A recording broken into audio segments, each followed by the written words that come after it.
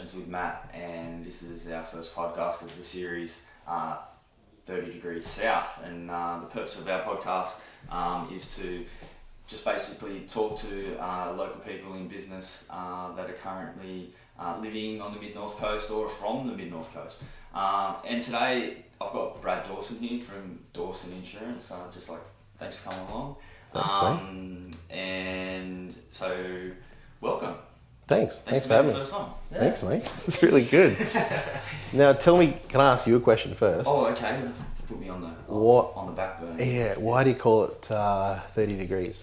30 degrees south? Yeah. Well, basically, Maxville is located on the mid-north coast of New South Wales, and we're situated between Coffs Harbour is like 30.6, I think, degrees south of the equator, obviously, and then Maxville's about 30.8 or something. And then I think once you get into Port Macquarie, it's about 31. So just to simplify it, we're somewhere sitting between that southern latitude. Cool. Yeah. Good idea. Latitude, longitude, just latitude, isn't it? Latitude. Yeah. So, basically, just trying to make it simple and That's good. I like the name. Oh, thanks. And it's called. Would you say it's called Conversations with Matt? Yeah. 30 degrees south. 30 degrees south. Yeah. I like it. Yeah. Thanks, man. I really appreciate it. Now, can you tell us a bit about Dawson Insurance Brokers? Yeah. Like you said, my name is Brad Dawson. Dawson Insurance is an insurance brokerage advisor group. So officially, I know it's 30 degrees south and we should be talking about Maxville. But officially my office is in Tweed Heads, which is just still in New South Wales, on the border. Yeah. But that's where I base my office from. I also got another office in Broadbeach. But a lot of my operations are from down in Maxville, because I grew up in Urunga, which is not far from here, went to Bellingen High School locally.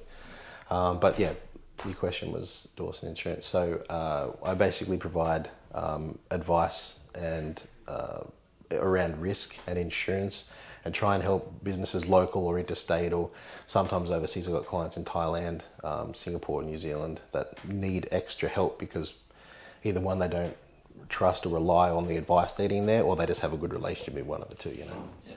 So I started with a different advisor group back in 2011, I think, or 12. And then I officially started Dawson Insurance in 2015. Yeah, based out of Tweed Heads. Yeah, cool. So we've got all range of clients, businesses, local, yourself included, outer media, Solitude Health.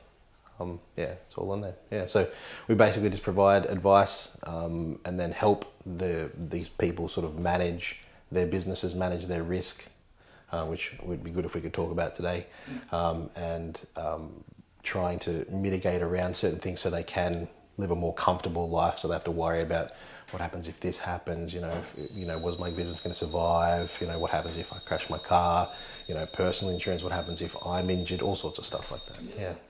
That's one thing that I have noticed, especially being in business, in multiple sort of formats,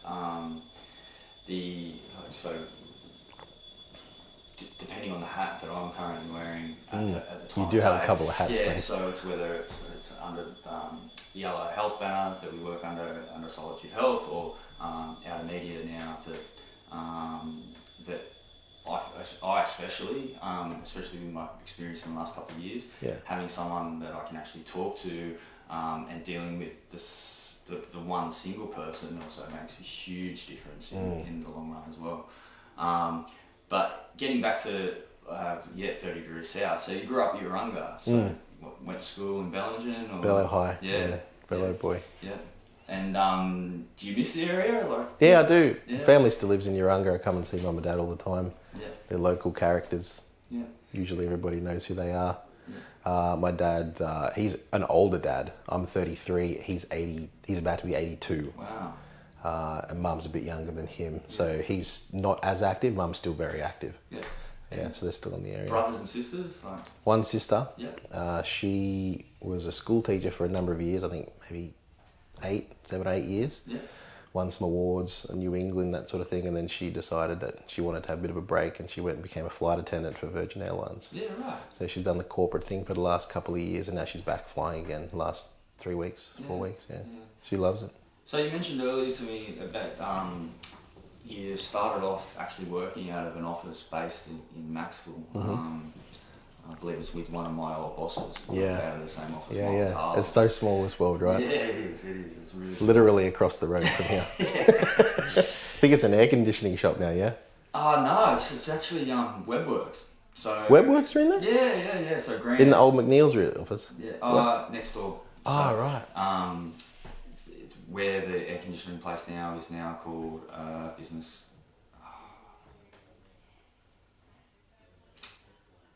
It's at the tip of my tongue. Do you know the name of that website business that across the road?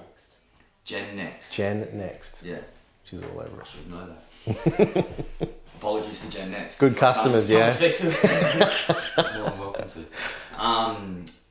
Anyway, yeah. So having groundings on the mid-north coast, do you think that shaped you in any way? Oh, definitely, yeah. In the way you do business as well.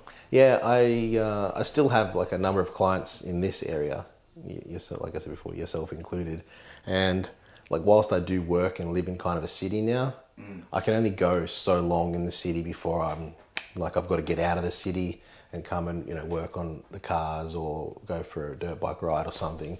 Like it definitely grounds you. I find some city, especially corporates, like if I go and visit real corporate businesses, they get sort of caught up in like this corporate trying to protect yourself and cover your backside in that sort of corporate environment, and then I'm there, have to sort of play ball with that, and then I really still like to think that I bring like the sort of coastal chill to a business, so people can relate to me. Like I try to make people relate to me, so that if you feel comfortable talking to someone about, because really we have to talk about financials and all sorts of stuff that people find really personal, balance sheets and P&Ls, and some people it's difficult because I'm not an accountant. People think they share that with the accountant. Why should they share that with the insurance guy? But I think it's important to be able to share that as well, or feel comfortable to be able to, and that's why I think it's, like you said, it has helped me. Even when I had a conversation with your practice manager a couple of weeks ago, she was just in the background. She goes, "Oh, you're from Urunga," and immediately that gets like a relationship built with someone just being from the similar town. Rapport. Yeah, absolutely. No, I'm glad that I'm from this area. I was originally born in the Blue Mountains, near Sydney, and then moved to Urunga. So I'm glad that parents made that decision at a young age to make that switch. Yeah, well, I grew up in Newcastle, and I didn't move up here until... No, the Castrian boy. Yeah, no, Castrian. Whereabouts? Cameron Park, in the western suburbs. I know Cameron Park. Yeah, but... I did a stint in Hamilton. Oh, yeah. And Charlestown. Yeah. I actually did insurance there for a while in Charlestown. Yeah, that's all my backyard, pretty much. Good spot, isn't it? I actually really like Newcastle. It is, it's changed.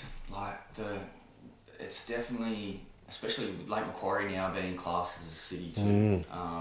The urban sprawl that's occurred, in those western suburbs leading into the Link Road up to Maitland and that kind of thing, has really made a massive difference. And I mean, everyone, every second to third person probably I speak to up on the coast here have moved up from either Sydney, Newcastle, Blue, or even the Blue Mountains sort of area, trying to doing that sea change stuff. There's a whole flock of people that just all did it within 3 to 5 years. Was it sort of early 2000s, late 90s? Huge sea change, all the baby boomers. I can almost envisage that that's going to happen soon too, especially with the way house prices are sort of going in the cities. Unless something drastically happens and we see a massive shift in that, which everyone keeps talking about, then you just never know what's going to be around the corner. There could be an influx, but then with greater numbers of population, we need better infrastructure and hospitals. And I mean, a prime example of the state government investing in local areas such as Maxville and Bellingen. There's the new Maxville Hospital that's been built. It's great. Yeah, we're really lucky to have a facility like that just being built. It's great they still did that. Sorry to interrupt. It's great they still did that, even though the highway sort of shifted away from Maxville, that they still did that hospital the way it was, because they can still see the growth potential now, especially the highways moved away from it. I don't think it's done a bad thing for housing prices, particularly here in their Bucketheads especially as well, even Urunga. Yeah, like it. I mean, obviously, like I worked in real estate for a while. Don't hold that against me, but So did I. I still have a vested interest in a lot of what is going on. And, Yeah. It's even though we have been bypassed, like officially, like and it has been 2 years since that all formally happened. Yes. The township, I feel, is all the better for it. Yeah. And like with the subdivisions that are happening, you just got to look at the subdivisions that are happening at Down Yarrawonga out that way. yeah, well, the subdivisions that are happening down in like Maxwell Heights. Yes. There's new subdivisions that are planned for Bellwood, got the Valley Growth area, and the fact that yes, okay, everyone knows it. Everyone does their shopping in Coffs Harbour and Port Macquarie, like and they've got big things, but You really don't need to. You got Woolworths here now. yeah. And I mean, Woolworths is here. Foodworks they've just Foodworks spent are still massive amount of money on a refurbishment. I still prefer shopping there, just Yeah, quietly. yeah, Yeah. me too. The convenience of it being locally in town, and full credit to them. Actually, at the moment, they're completely redoing the whole layout. There's all new fridges that are going in. The meat department's being moved. The deli's being moved. Wow. So yeah, keep a close eye on that. Like the next time you're down in town, like definitely go and have a look at it. Yeah, Finish, definitely. I think in the next month or so. So exciting times for that business. Yeah. It's good to see that. I mean, like when Woolworths opened, and I think the council made them stick traffic lights in there at that intersection, and everyone's like, "This is doom and gloom," but there's enough people here for Foodworks to still be successful. Yeah. And the hardcore locals will still shop there. Yeah. And then other people that Woolworths are just going to call in there and get something. You still get bread from Cole across the road because it's delicious. Yeah. I don't think I've ever tasted a better pie in my life. The cheese and bacon pies from the Highway Bakehouse. Yeah. I look forward to that when I come down here. I think tomorrow we're going to be working on race cars. We've got 6 people here in the workshop. Yeah. I'm going to go to there. I'll have to buy 8 pies because I won't have everybody one, but at least I get one. And then so good. They're just delicious. Talking about race cars, before we start talking about risk aversion, but let's talk about one of your other passions. The last 6 years, the World Rally has currently...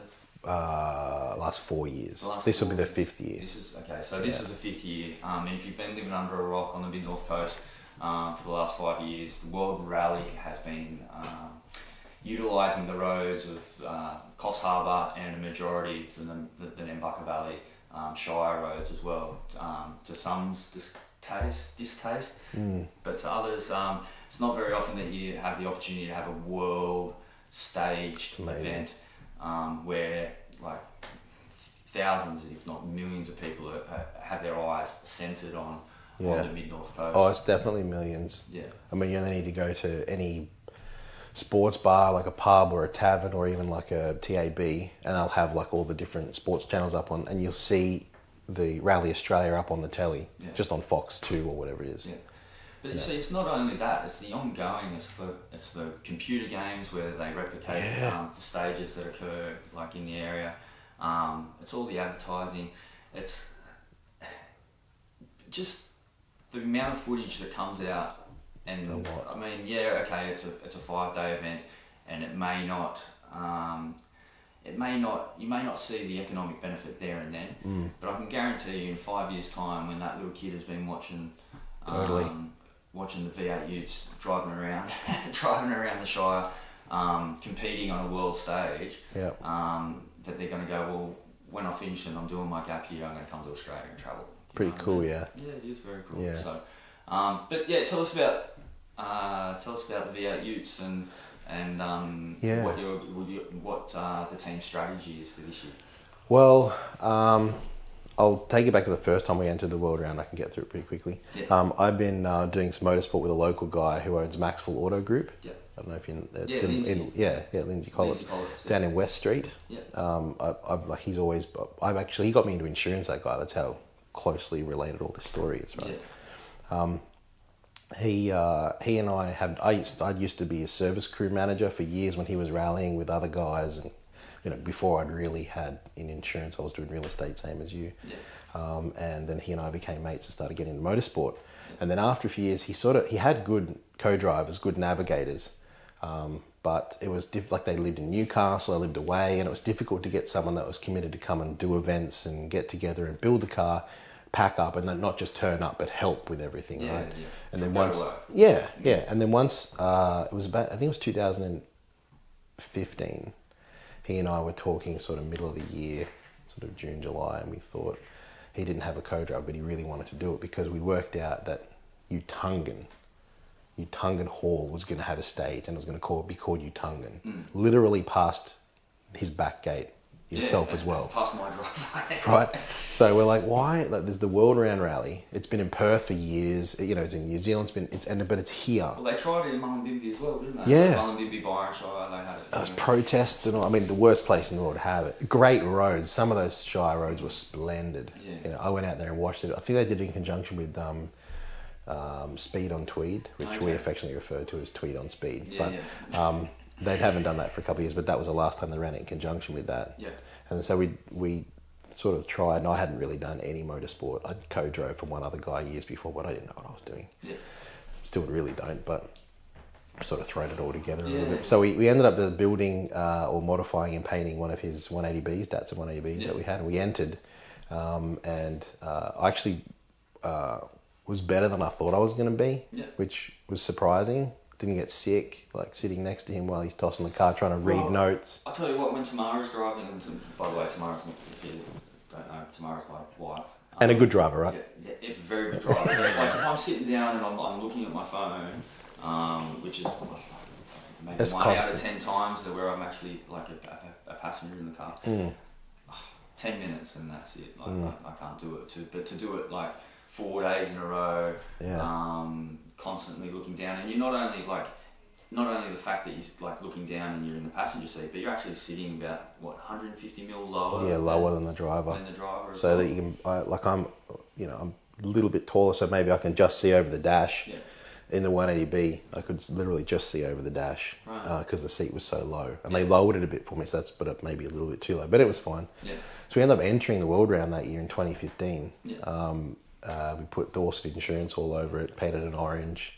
It looked so cool. Yeah. I thought it looked really cool anyway. So we ended the rally. But unfortunately, we got through day one, almost through the end of day two. And then I think we got to day three, which was the Sunday. And then we I don't recall exactly what happened, but we ended up blowing the motor. We adjusted the feeler gauges wrong in a rush, I think the night before. And then I fell off the notes, and then we damaged the front of the car. One of the struts went through the front. But anyway, we didn't end up finishing it, which we were really disappointed about because it was a lot of work. And to get there, yeah. And then we were sort of joking about how, like, because some of the stages we would do, Lindsay and I would look at each other and we're like, there's no way a 180B could go through that forest on that stage any faster.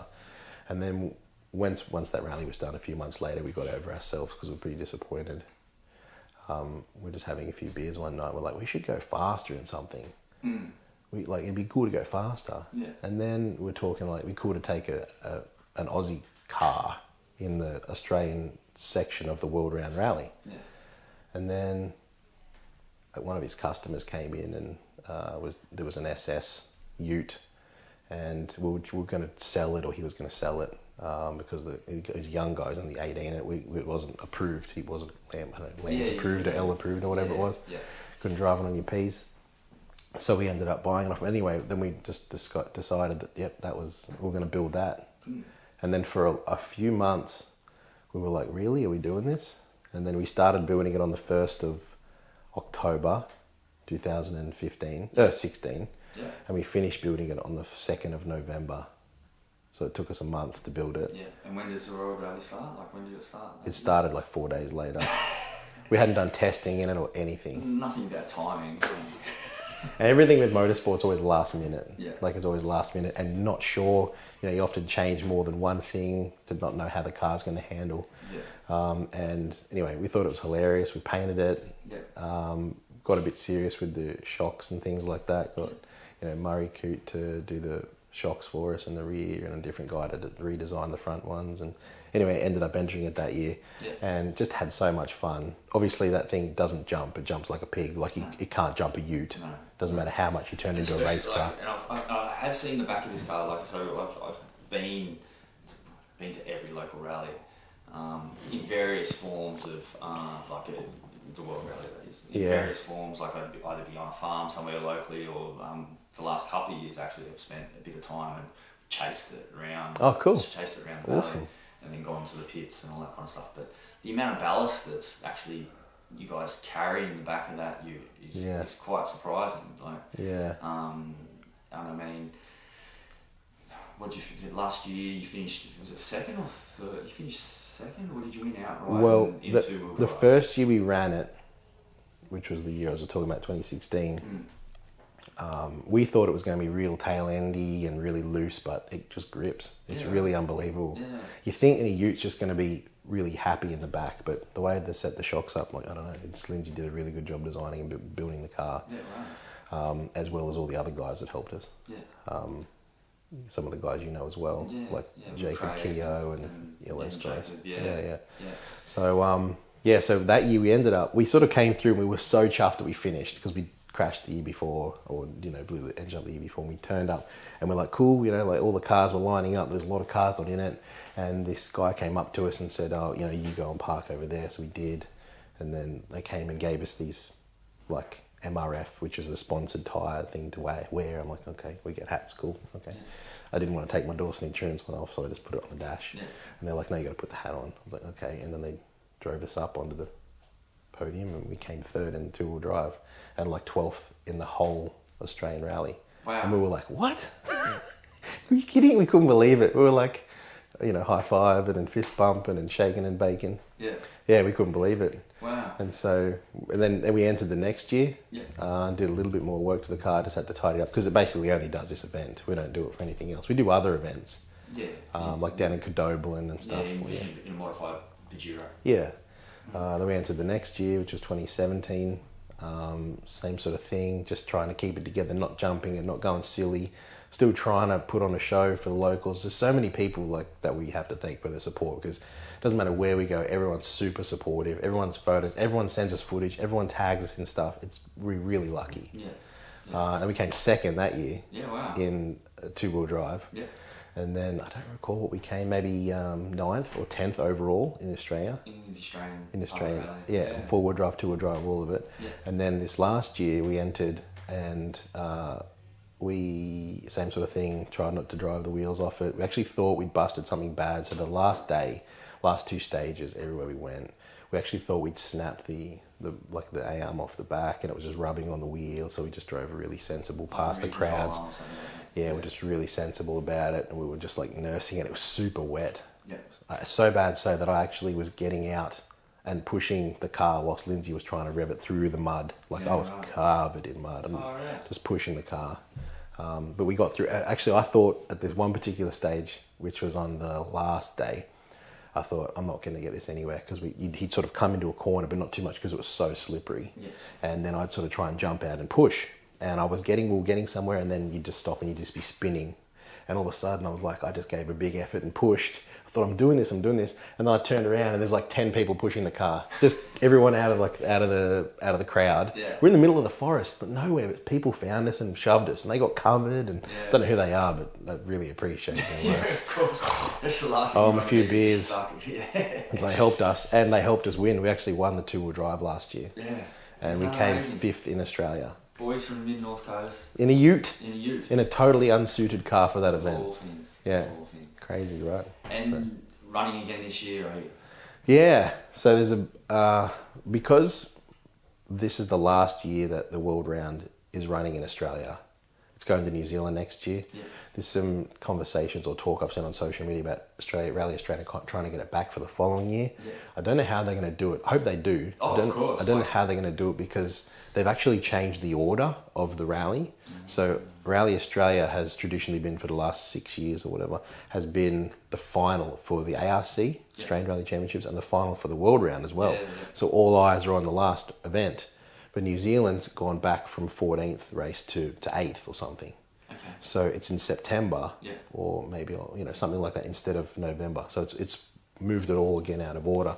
So I don't know how they're going to do it. So we might, if it comes back, it might come back in an earlier stage, maybe middle of the year or something. But that's not a bad thing either. No. Generally, before the final 1 to 2 rounds in the World Rally Championship, the like the final, the champions always like decided. And for the life of me, I should know this, but I can't remember who won the World Rally Championship last year. But I think actually like last year it would come down. Sebastian Ogier.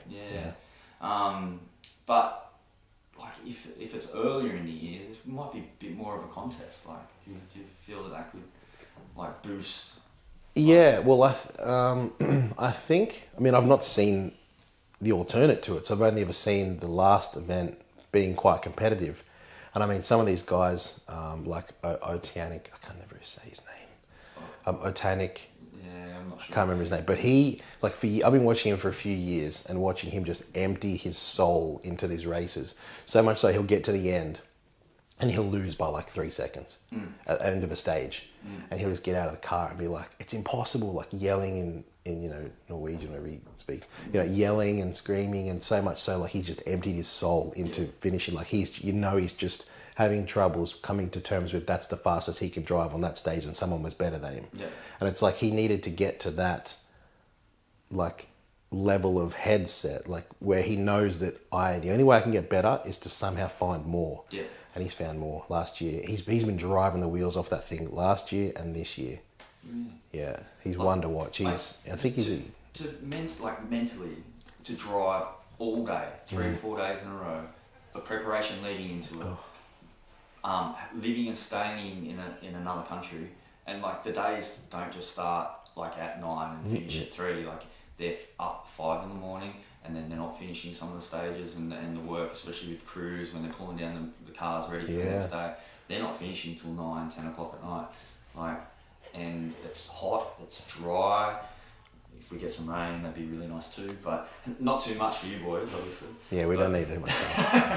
But it just the mental strength that these guys must show on and to expect to perform at their peak. And especially like these, like I really take my hat off to these world guys. They're given a lot. Like they're obviously paid drivers, but they have their own teams. Like this guy is just for changing things to do with the front left wheel, or you know they've all got like it's a galvanized group of like a hub of a team that they have their roles, and that's why they can efficiently produce amazingly new, almost car from an hour and a half before, which was like in serious mess trouble. You know, replace windscreens, put new guards on, do a whole a lot of things. So those drivers are given every opportunity they can to perform. So there's really no extra strain on them other than having to perform and communicate well with the driver or the co-driver who we were talking about. Yeah. But then relaying like the way the car feels. Back to the guys who are actually working. There's a skill in that totally. One person I've met more than anyone else is Lindsay. I've never met anybody before who can, you know, drive over or even just get in a car and be like rear left's flat or not even flat. It's got like 5 pound less of pressure in the rear tire, or there's something going on with this, or you know we have to adjust this or change this or toe ins out. Like I've never met anybody that can figure a car out. Like he's a perfect mechanic because you know you get in the car and drives, he'll come back and say this is what's wrong. And 9 times out of 10, he's right. So I sort of take for granted that he's going to be able to tell the guys, the crew that's working with us, what's wrong with the car, what needs to be changed, or to check this, or it's the diff, or it's that, or whatever he thinks it might be. So to have those kind of skills as a world driver or a co-driver trying to figure it out, you'd have to be, because everything's just such a well-oiled machine. You've got like all-wheel drive turbo type machine, you know, monsters that are probably $500,000. I don't know what they're worth. Exactly. Yeah.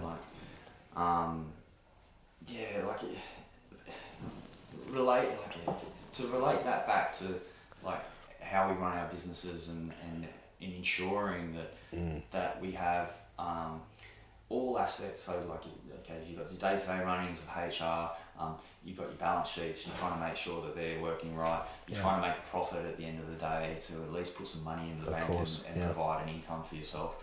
A lot of times the financial risk, the risk against property, the risk against like your professional indemnity, and then just general public liability, all really, it's like brings it back to one thing that I've recognised is having the confidence that I've got the coverage in the background to keep moving forward.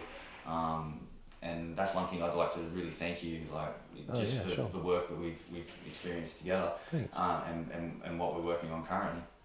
Because without that, and without the knowledge that, especially in your industry, without that knowledge, I wouldn't have the confidence to do what we set out and do today with both businesses and in our personal stuff as well. So that's nice. That's nice feedback. Thanks, mate. Really it's nice. It's really appreciate it. Now I'm going to embarrass you. That won't be a difficult hurdle. No. There's plenty of content. I did hear on the grapevine, and I don't think I'm pretty sure I saw it on Twitter, but I did think I saw it on LinkedIn as well. But you recently won an award. Yeah. Now tell me if I get this wrong. So you won the Australian Insurance Business Brokers Young Gun Award for 2019. Is that pretty much sums it up? That sums it up. Yeah. It's a mouthful. So it's like I don't know how the whole process works. All I know is that I got an email from Insurance Business Magazine maybe a month or two ago. I think maybe early August or something. Yeah. And they said, you've been nominated for this award. And I was like, okay, I don't know I asked what the nomination process is, and they said it's all anonymous, and the person is up to them whether they want to tell you. I'm assuming it was probably someone in the industry, but I don't know who it was. Yeah. So then they asked me all these questions. They said, can you answer this, and this? And I just thought, I'm in the running, I'll just give you answers honestly. So I did, I sent them all the answers. Yeah. And then they sent me an email about 10 days, 2 weeks later saying that, yes, congratulations. I was like, wow. And I was like, oh, this is really cool. I'd seen other people win it, colleagues and peers in the past, but I'd not, I didn't ever think about this happening to me. And then all I did was, and they said, oh, you can't tell anybody until like the 23rd of September. We couldn't tell anybody. So that's obviously what you spotted. You saw their release of it. Yeah. And it's really nice. Like, people are really supportive in insurance. Like, other people that I've worked with, I got emails and LinkedIn messages. Yeah. It was really nice. Text messages and some calls. So it's really nice. So thanks for bringing it up. No, that's okay. I just thought embarrassed. Yeah. Just while I got you here. Yeah. Anything else you got going on, like, in the next 3 months? So you got World Rally in November. Yeah. I know you jet set on a few conferences and that kind of thing. You got anything that's coming up? Yeah. Well, we got like you said, the World Round's coming up. I think it's early, like the 10th. I think it kicks off 10th or 12th or 13th of November. Yeah. Me and the guys have committed to so because it's the last World Round in Australia for the foreseeable future. Yeah. We don't know where it's going after this. New Zealand, then we don't know. Yeah. So because it's the last one, we thought it would be cool to have a Holden versus Ford finale throwdown for the Australian Rally Championships of the World Round. Yeah. So we're going to have two totally unsuited cars running against each other in the World Round in the ARC entry, same class that Lindsay and I won last year. So Lindsay's going to drive the Holden Commodore SS Ute, and I'll navigate, co-drive. Yeah. And then his son James Collitz, or Tater Tot Spud, whatever his nickname is this week, but James Collitz is his name on his birth certificate, I think. Yeah. So he's going to drive the XR8 Falcon Ute, and we'll release photos of that shortly. It's being built at the moment. Exciting. Yeah, and his sister Jade Collitz is going to co-drive for him. So it's going to be Collitz, Dawson. Yeah. And Dawson Insurance is sponsoring both of the cars this year. Yeah. So it should be interesting. Maybe Outer Media might get on board, or Solitude Health maybe. Maybe I might have to talk to us off air, mate. To my wife about that. But just go with your heart, mate. So exciting times ahead. Yeah. Well, thank you for coming on board and having a chat with us today. Sure. I really appreciate just the time and the effort that you put in today. Thanks, mate. Thanks for having me. Be sure, guys, if you to check out Dawson Insurance. He's all the handles at Dawson Insurance, and Brad also talks on the insurance podcast. Yeah. Yeah. So Yeah, that's another little side gig that Brad does, educating people on current situations, not just for consumers of insurance, but also guys that people that are in the industry as well could probably listen along as well. Yeah. I've recorded a number of them that are sort of topical at the time. Yeah. And I've been a bit lax lately. I committed to do a certain amount and I haven't done them. Yeah. I've recorded them but not uploaded them. Yeah. So some of them are, I said, they're topical, so I haven't put them up. But on Instagram it's at the Insurance Podcast. Yeah.